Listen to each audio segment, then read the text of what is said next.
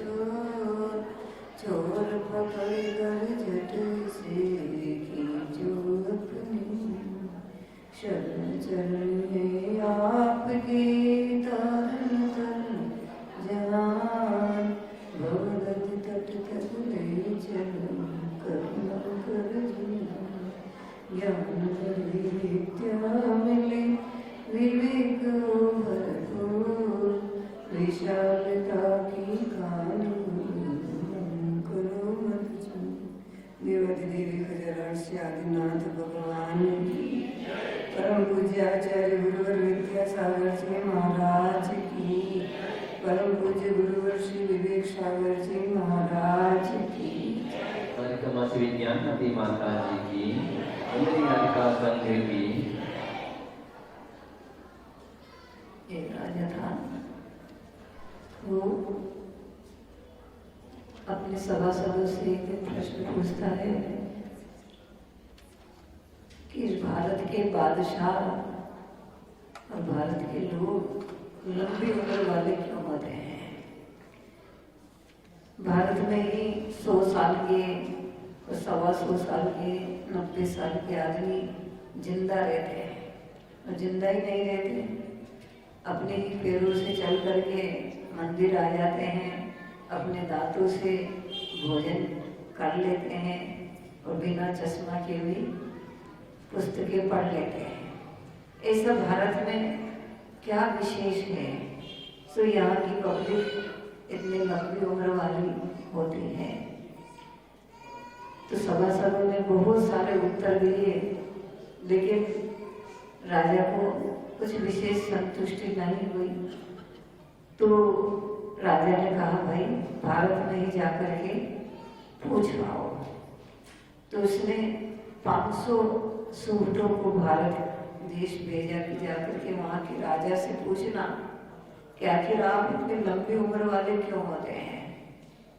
तो 500 सूट आए और आकर के उन्होंने राजा से प्रश्न किया, महाराज हमारे सभा में ऐसा प्रश्न हुआ है, हम आपसे उत्तर पूछने आए हैं। तो राजा ने कहा, अरे भाई आज तुम आए हो, थके हो, आराम करो थोड़ी देर, उसके बाद में हम तुम्हारे प्रश्न का उत्तर देंगे। उनको ठहरने के लिए व्यवस्था कर दी गई, भोजन पानी सब उचित व्यवस्थाएं थी। 2-4-8 दिन के बाद फिर गए वो दरबार में, महाराज हमारे प्रश्न का उत्तर दे बता दो। तो राजा ने कहा कि अभी नहीं, हम तुम्हारे प्रश्न का उत्तर उस दिन देंगे जिस दिन तुम जहाँ रुके हो वहाँ उस धर्मशाला के सामने एक बरगद का वृक्ष है, वो जिस दिन जल जाएगा उस दिन तुम्हारे प्रश्न का हम उत्तर देंगे।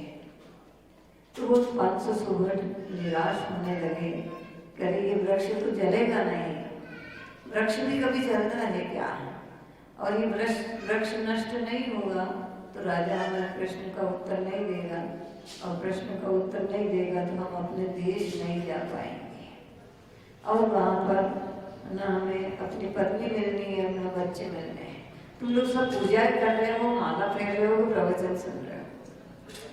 मुझे तो ऐसा लग रहा है 90% लोग तो माला फेर रहे हैं, पाठ कर रहे हैं, पूजा कर रहे हैं, और ब्रह्मचारी जी कह रहे प्रवचन कर रहे हैं। नहीं, हमारी महिलाओं के काम 2 है ना, तो वो हाँ 2 हाथ है, तो हाथ से पूजा करते रहते हैं, मुंह से बोलते रहते हैं और कानों से सुनते रहते हैं। बहुत अच्छा है, बहुत अच्छी महिलाएं हो तुम लोग, ज्यादा धर्म ध्यान करना चाहती हो, लेकिन इससे एक साधे सब सदे और खूब साधे सब जाए। एक करोगे तो उसका साथी से फल भी मिलेगा और आनंद भी आएगा, और 100 काम करोगे तो एक का भी आनंद नहीं आएगा, एक भी अच्छा नहीं होगा। इसलिए वैसे मेरे को प्रवचन करना नहीं है और करना आता भी नहीं है कि तुम्हारी नींद भूल जाए या तुम बैठ जाओ अच्छे से, लेकिन फिर भी अब करना तो पड़ेगा, ये भी मजबूरी है अपने पद की, तो करना पड़ेगा। तो क्या हुआ कि वो सब चिंतित हो गए, रोज आधी रात में भी नींद खुलती तो उस वृक्ष को देखते हुए कहते कि अरे ये वृक्ष कब जलेगा और कब हमें राजा उत्तर देगा, हम अपने देश जाएंगे। तो 6 महीने के अंदर वो वृक्ष जल गया और वो दौड़ते हुए गए, महाराज हमारे प्रश्न का उत्तर दे दो। कि क्यों? कि आज वो वृक्ष जल गया, बस आपने शर्त रखी थी, शर्त पूरी हो गई। तो राजा ने कहा ये तुम्हारे प्रश्न का उत्तर है कि तुम्हारे राजा पब्लिक का ध्यान नहीं रखते, स्वयं अपने भोगों में और अपने जेब भरने में ही लगे रहते हैं।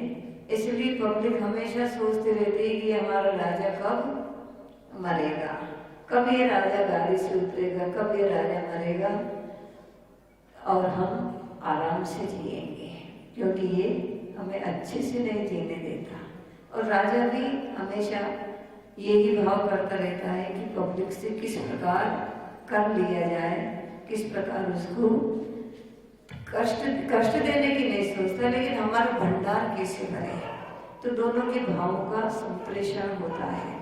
उस संप्रेषण के कारण से राजा भी जल्दी मर जाता है और पब्लिक भी जल्दी मर जाती है। हमारे भारत देश में राजा बाद में भोजन करता है, पहले प्रजा को भोजन करवाता है। घर में भी है, सास यदि पहले बहुओं को भोजन करवा लेती है तो बहुएं भी सोचती रहती है कि हम पहले माँ को भोजन करवाएंगे, पहले माँ आप खा लो, उसके बाद में हम खाएंगे। और सास कहती पहले बेटा तुम खा लो, बाद में हम खाएंगे। खाना तो दोनों को बराबर ही है, कम ज्यादा नहीं होता, ना पहले खाने से ज्यादा मिलता है या भूख ज्यादा लगती है ना बाद में, लेकिन ये व्यवहार होता है, व्यवहार अच्छा रहता है तो दोनों ही एक दूसरे के हितैषी बन जाते हैं। और बहुएं सोचे कि पहले हम खा ले बाबा, कब तक बनाते रहेंगे, अपन खा पी करके फिर बनाएंगे। और सास भी ये सोचे तो दोनों के मन में ऐसे ही भाव होंगे कि नहीं हम ये तो खाती रहती है, हम कब खाएंगे। तो दोनों का ही स्वास्थ्य बिगड़ेगा, दोनों के भाव खराब होंगे।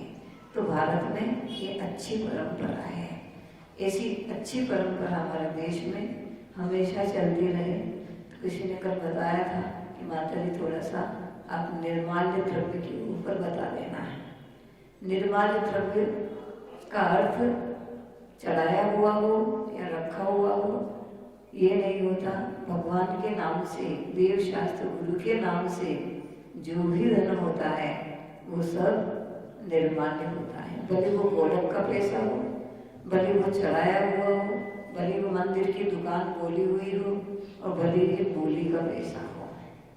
बोली लेकर के यदि हम उसको बहुत दिन तक नहीं देते हैं, वर्षों तक नहीं चुकाते हैं, तो हमारे को उसकी भोग का फल मिलता है।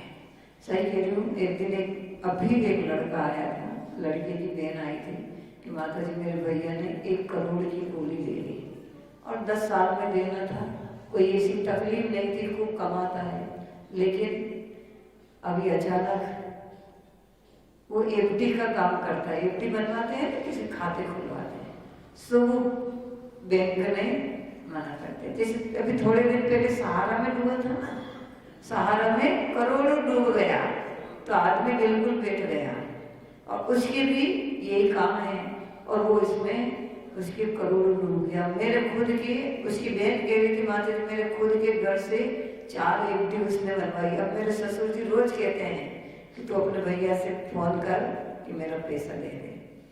अब जेठ जी भी कहते, देवर भी कहता है 4-5 एफडी है, क्योंकि वो डूब गया इसलिए उनको चाहिए।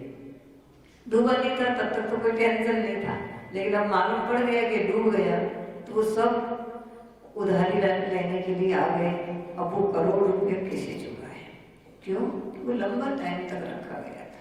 इसलिए हम तो कहते भैया बोली उतनी लो जितने तुम्हारे जेब में पैसे हो। 100 रुपये तुम्हारे पास में है, 80 रुपये की बोली ले आओ और 80 रुपया दे करके जाओ, क्या पता तुम वापस कल लौट करके आ पाओगे या नहीं आ पाओगे। अपने प्राणों का कोई विश्वास नहीं है कि कब निकल जाएंगी। कल ही बता रहे थे माता जी कि स्मशान का फीता काटा था। एक व्यक्ति ने स्मशान का उद्घाटन किया, उद्घाटन के बाद सबसे पहले दाह संस्कार किसका हुआ? उसी का हुआ। जिसने फीता काटा, उद्घाटन किया, उसी की मौत सबसे पहले नंबर पे हुई। उस श्मशान में सबसे पहले उसका दाह संस्कार हुआ। इतना बीमार तो नहीं होगा, वो फीता काटने आया था तो कुछ तो स्वस्थ हो गई, अच्छा व्यक्ति होगा, और कुछ बड़ा व्यक्ति भी होगा, तब उसको छाट करके उस काम के लिए बुलाया गया था, लेकिन वही सबसे पहले मर गया और उसी का दाह संस्कार हुआ। जीवन का कोई विश्वास नहीं, हम कितने भी स्वस्थ हों और कितने भी अच्छे हों तो भी हमारी मौत आ सकती है। इसलिए हमारे दान का पैसा हम देर से नहीं, सबसे पहले चुकाए। और मैं तो कभी कभी कहती हूँ, भैया तुम्हारा घर हो, तुम्हारा सोना हो, तो उस पैसे की गिरवी रख दिया करो, नहीं तो मंदिर में गिरवी रख दिया करो, भाई हमारे इतने लाख बाकी है तो ये भी हमारा कुछ हो जाए, तो उसके बदले में मंदिर के पंच इस चीज से होता है।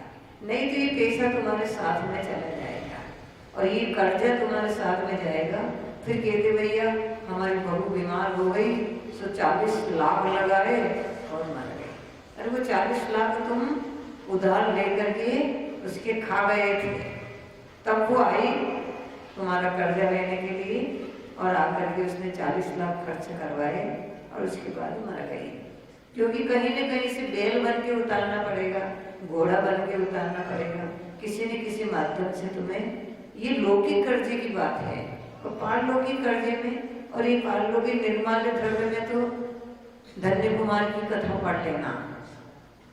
धन्य कुमार के जीवन ने मात्र निर्माल्य खाया था, उसके फल में पहले वो नरक में गया था, नरक में जाने के बाद ऐसी स्थिति में आया, लेकिन फिर भी उसका भाग्य अच्छा था तो उसने अच्छे भाव बना लिए, साधु को आहार देने के परिणाम बना लिए, तो उसका कल्याण हो गया। लेकिन हमारा कल्याण इतना जल्दी नहीं होना है, क्योंकि इस पंचम काल में अधिकांश लोग कुटिल परिणाम वाले होते हैं, बहानेबाजी बनाने वाले होते हैं। उनको जो समझाओ उसमें गली निकालने वाले होते हैं, गली निकाल लेते हैं, गली निकाल करके अपने स्वार्थ की सिद्धि कर लेते हैं।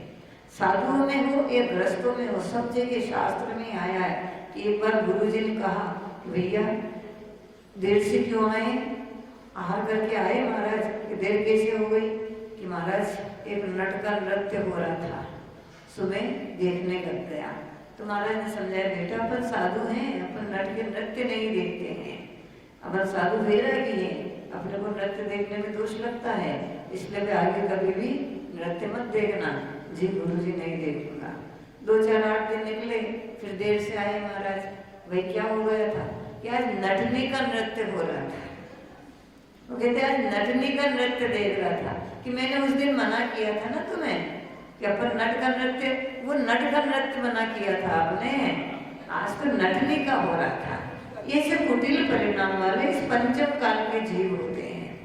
इस पंचम काल में सहज रूप से छल के परिणाम होते हैं। हम भी पंचम काल में हैं, फिर भी छल के परिणामों में भी उतार चढ़ाव तो होता है। एक 100% वाला छल होता है, एक 1% वाला छल होता है, कोई 5% वाला छल होता है। हम कम से कम पूरे छल को छोड़ नहीं सकते हैं, तो कम तो कर सकते हैं, तो हम छल नहीं करें। ये छल के कारण से ही ये सब होता है, ये तो मान कषाय के कारण से होता है। तो हमारा जितना भी पुराना भी पैसा होगा, कई लोगों का जो मंदिर के खाते में लिखा होगा, और कई लोग ये भी इंतजार करते रहते हैं कि उसने दिया कि नहीं दिया। हाँ, उन्होंने दे दिया हो तो हम भी दे देंगे, उन्होंने नहीं दिया होगा तो पहले उनसे लाओ। अरे पहले उनसे लाओ या पहले मेरे से लाओ, ये नहीं, सबसे पहले मैं दूंगा, सबसे पहले मैं दूंगा, क्योंकि मैंने प्रसन्नता से और अपने दिल से दान बोला है, किसी की दबाव से और किसी के मांगने से दान नहीं बोला है।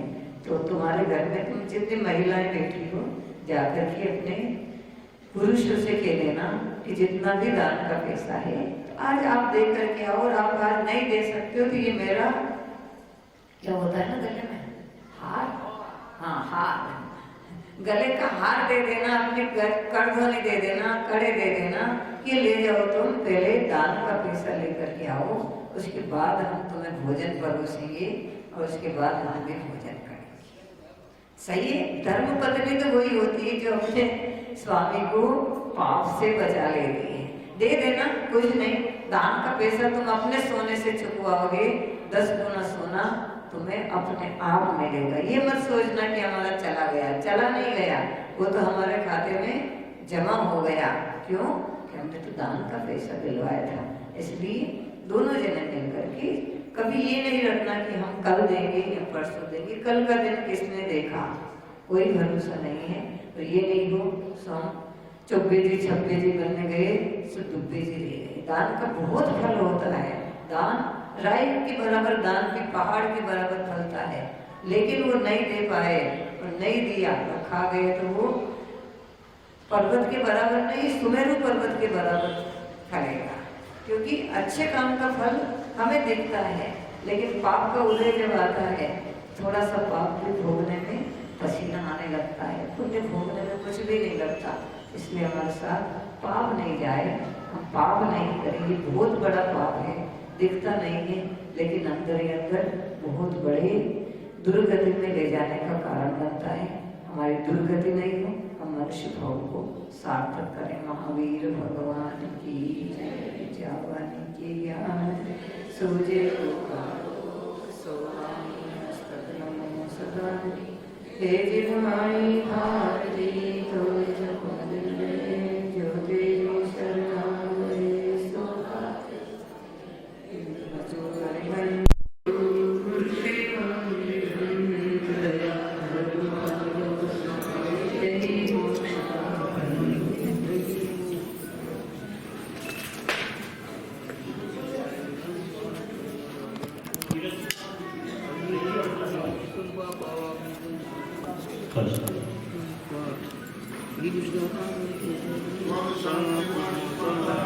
भाई नीरज से